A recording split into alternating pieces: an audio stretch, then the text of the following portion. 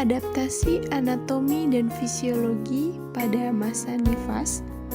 Kira-kira apa saja ya perubahan dan adaptasi pada masa nifas? Yuk saksikan penjelasan berikut ini.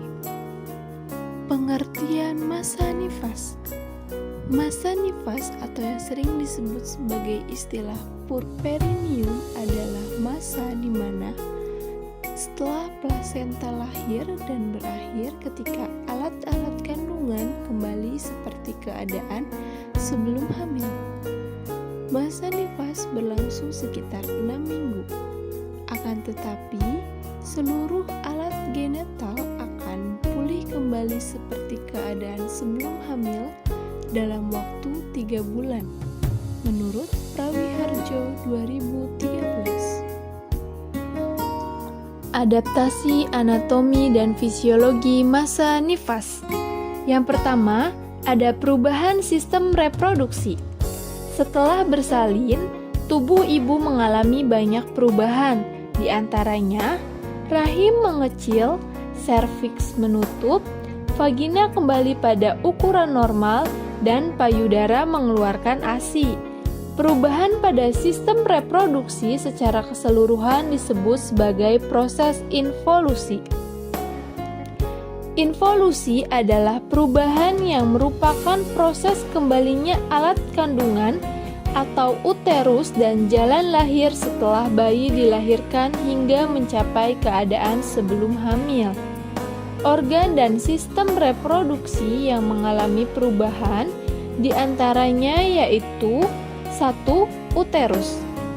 Struktur uterus sebagian besar tersusun atas otot, pembuluh darah, dan jaringan ikat, serta letaknya dalam keadaan tidak hamil berada cukup dalam di panggul. Struktur ini memungkinkan terjadinya pembesaran substansial pada kehamilan saat uterus dapat dipalpasi secara abdominal seiring dengan berkembangnya janin. Aktivitas uterus selama persalinan normal melibatkan otot uterus di segmen atas uterus yang berkontraksi dan bereaksi secara sistematis. Kemudian menyebabkan pemendekan secara bertahap seiring dengan kemajuan persalinan, menurut Astuti 2015. Dalam keadaan normal, uterus mencapai ukuran besar pada masa sebelum hamil sampai dengan kurang dari 4 minggu. Berat uterus setelah kelahiran kurang lebih 1 kg akibat involusi. 1 minggu setelah melahirkan beratnya menjadi kurang lebih 500 gram. Dan pada akhir minggu kedua setelah persalinan kurang lebih beratnya 300 gram. Kemudian setelah itu menjadi 100 gram atau bahkan kurang. Perubahan sistem reproduksi selanjutnya yaitu ada after pains. After pains adalah perasaan mulas akibat relaksasi dan kontraksi yang periodik dari uterus dan menimbulkan nyeri yang bertahan sepanjang masa awal puerperineum. Nyeri atau perasaan mulas ini merupakan masalah yang serius dan jika diabaikan akan berdampak buruk bagi kesehatan ibu dan bayinya. Rasa nyeri setelah melahirkan ini lebih nyata setelah ibu melahirkan. Tempat uterus terlalu teregang, misalnya pada bayi yang besar dan kembar. Menyusui dan oksitosin bertambah biasanya meningkatkan nyeri ini karena keduanya merangsang kontraksi uterus, menurut Kasanah dan Sulistiawati 2017. Selanjutnya yaitu ada lochea. Pelepasan plasenta dan selaput janin dari dinding rahim terjadi pada strasum spongiosum bagian atas. Setelah 2-3 tampak lapisan atas stratum yang tinggal menjadi nekrosis sedangkan lapisan bawah yang berhubungan dengan lapisan otot terpelihara dengan baik dan menjadi lapisan endometrium yang baru. Bagian nekrotis yang keluar menjadi lochea, menurut Prawiharjo 2013. Lochea adalah ekskresi cairan rahim pada masa nifas, mempunyai reaksi basa atau alkalis yang dapat membuat organisme berkembang lebih cepat. Lochea mempunyai bau yang amis atau anyir meskipun tidak terlalu menyengat dan volumenya berbeda pada setiap wanita. Lochea ini juga mengalami perubahan pada proses involusi. Perubahan lochea tersebut diantaranya, yang pertama ada lochea rubra, muncul pada hari pertama sampai kedua postpartum. Warnanya merah, mengandung darah dari luka pada plasenta dan serabut dari desi2 dan chorion. Yang kedua ada lochea sanguinolenta, berwarna merah kuning, berisi darah dan lendir, terjadi ketika hari 3 sampai 7 pasca persalinan.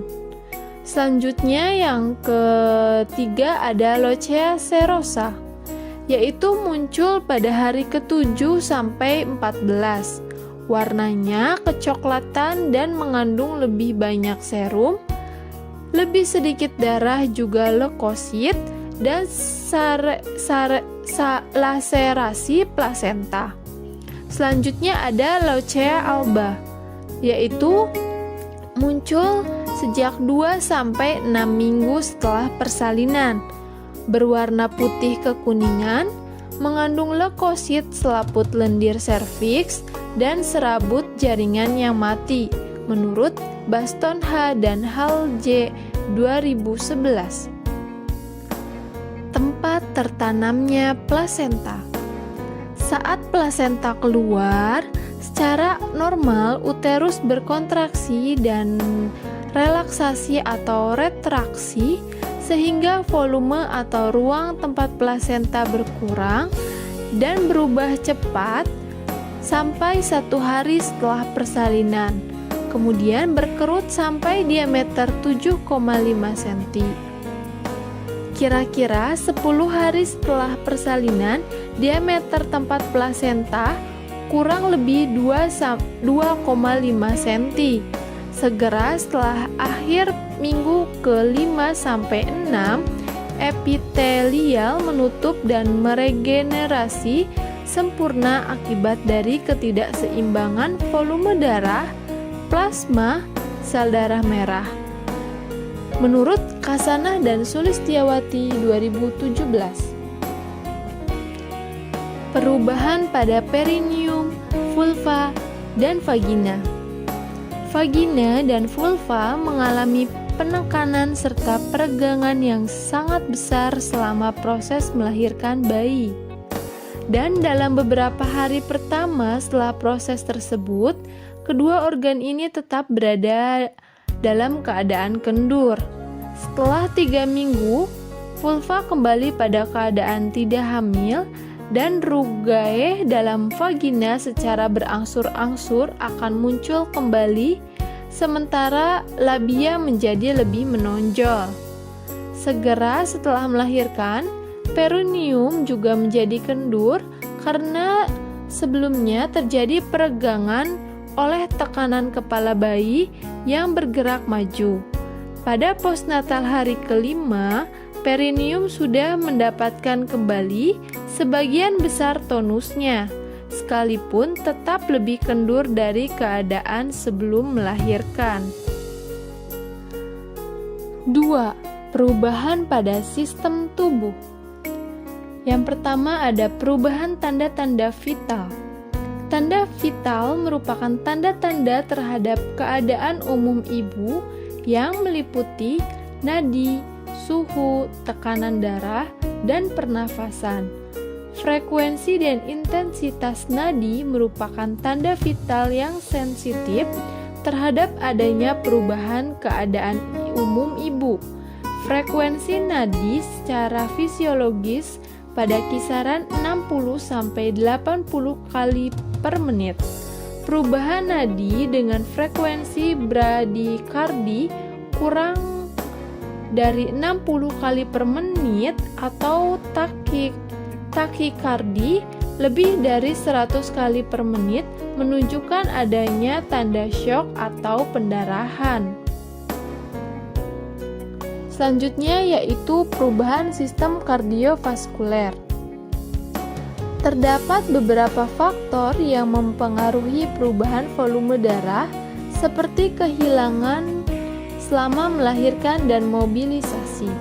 Juga pengeluaran cairan ekstravaskuler atau edema fisiologis.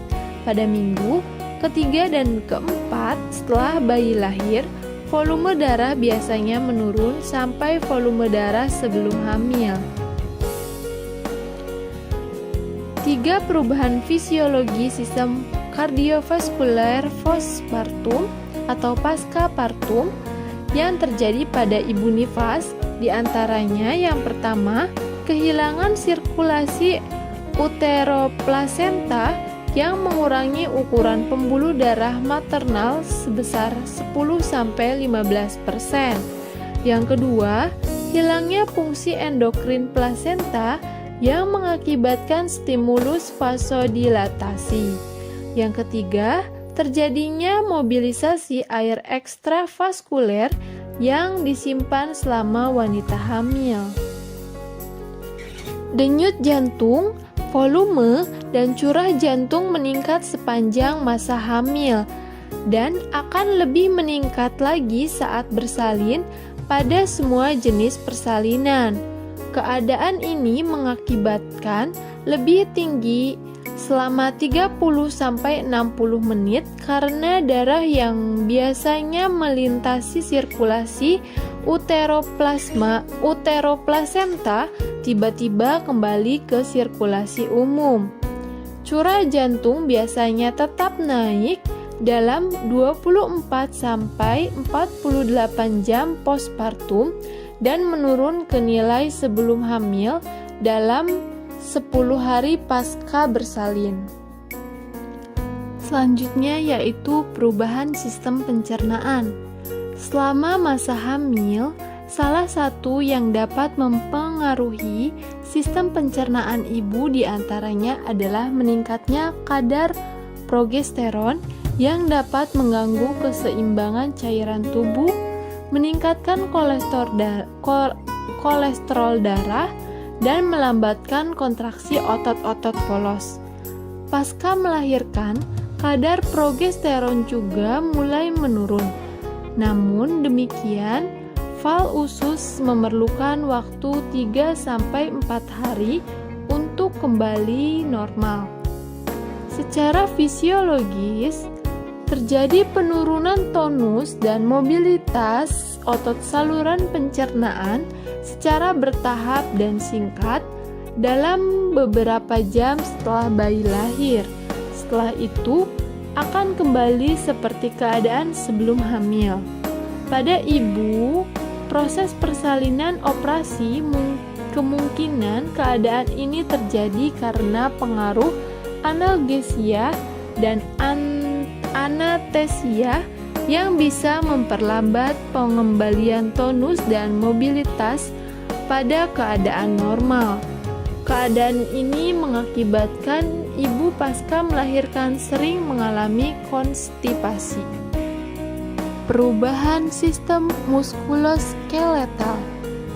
Adaptasi sistem muskuloskeletal ibu yang terjadi mencakup hal-hal yang dapat membantu relaksasi dan hipermobilitas sendi, serta perubahan perut ibu akibat pembesaran uterus. Stabilisasi secara sempurna akan terjadi pada minggu ke-6-8 setelah persalinan. Perubahan sistem perkemihan. Setelah plasenta lahir, kadar hormon estrogen yang bersifat menahan air akan mengalami penurunan. Kadar ini menyebabkan diuresis. Ureter yang berdilatasi akan kembali normal dalam waktu 2-8 minggu postpartum.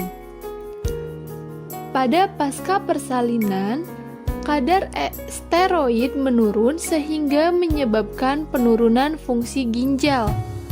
Fungsi ginjal kembali normal dalam 1 bulan setelah wanita melahirkan. Urin dalam jumlah yang besar akan dihasilkan dalam waktu 12-36 jam sesudah persalinan. Buang air kecil sering sulit selama 24 jam pertama, kemungkinan akibat spasme sphincter dan edema leher buli-buli ureter karena bagian ini mengalami kompresi antara kepala janin dan tulang pubis selama persalinan, menurut Wahyuningsih 2018.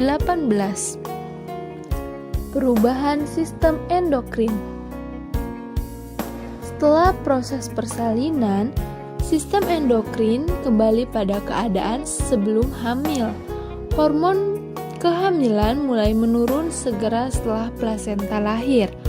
Penurunan hormon estrogen dan progesteron menyebabkan peningkatan prolaktin dan menstimulasi air susu. Hormon plasenta menurun setelah persalinan, HCG menurun dan menetap sampai 10% dalam 3 jam hingga hari ke-7 sebagai omset pemenuhan mamae pada hari ke-3 postpartum.